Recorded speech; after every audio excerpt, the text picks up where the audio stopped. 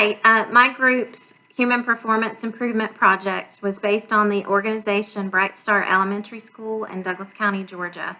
Our problem was that special area teachers, which include ESOL, special ed, and gifted, were not able to meet the required amount of segments for serving students during the COVID-19 digital learning plan. This is a problem because our programs are funded by federal money based on the amount of segments that students receive.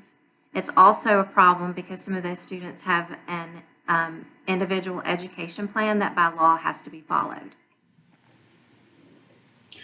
Our group collected a data collection plan in which various collection methods were implemented and then synthesized to figure out the performance gap. We chose to use interviews and surveys, which were given to special areas teachers and the instructional lead teacher, which provided qualitative and quantitative data.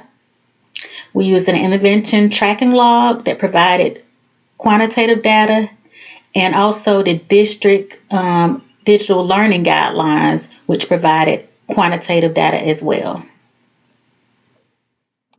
In the gap analysis section of the report, one performance gap was found. Special education gifted and ESOL teachers did not serve 52% of the eligible students during the COVID 19 digital learning, while the desired performance was 100%. Based on data collection, it was discovered that 15% of students did not have access to technology tools to meet with teachers or to do the assigned work.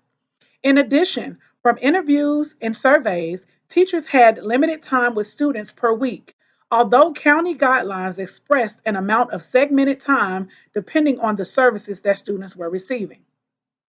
Teachers reported that during digital learning, consistent guidelines were not given at the local level, and teachers were left unclear on how to proceed.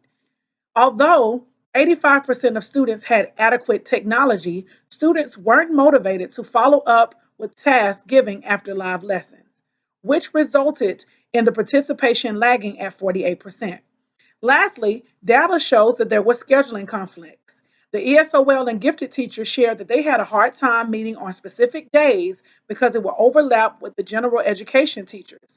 And special education teachers noted that their students would need services and supports for multiple areas, which were designated on specific days, and it made it harder to serve all grade levels at the same time.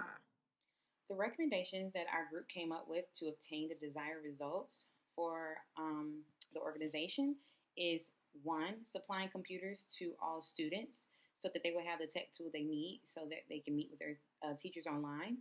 Two, that the BSES organization provide a schedule for special area teachers so their instructional time will not overlap with one another when servicing students. Three, communicating clear guidelines for the teachers so they'll know what the expectations are, and by communicating, have it written out so teachers can refer back to something in writing. And four, providing an incentive program to spotlight teachers and students who are actively engaged in online learning so that motivation will be continuous.